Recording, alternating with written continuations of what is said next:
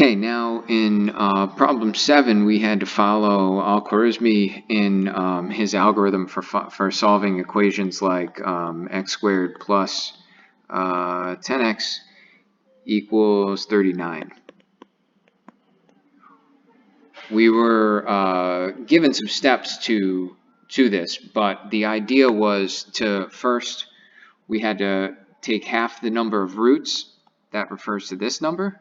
So that's 5. Half of that, 10 over 2, is 5. Okay. And then we square that. So then we take this, and 5 squared is 25. We add this to the other side. We add this to both sides. So then we have x squared plus 10x plus 25 on the right, and 39 plus 25 on the left. We take the square root and subtract half the number from the roots, right? Why do we take the square root? Well, because what we've done is we've created a perfect square here. This is the same as x plus 5 times x plus 5. So we get x plus 5 squared equals 39 plus 25. That's 64.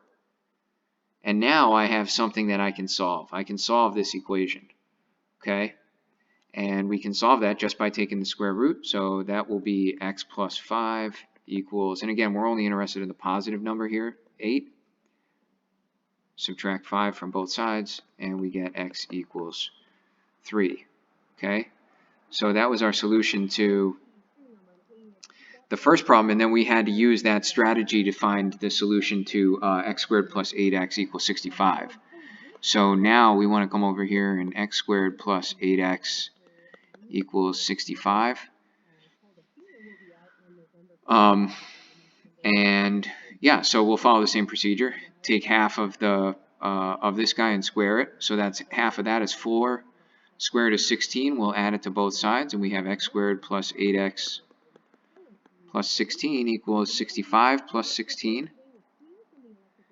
Now I know that this will be a perfect square. I made it so. So it's x plus 4 squared equals 65 plus 16. That's 75. That's 81.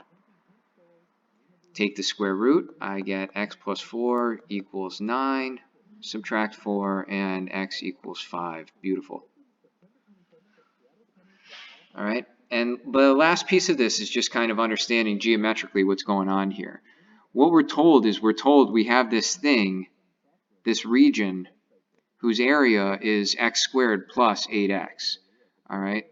So imagine that in maybe even I have something like, here's a square, right? X squared. This piece is x squared, and this piece here is 8, right? So then this area would be 8x. And you know that this whole piece together, this whole thing is 65. So you're trying to find out what x is.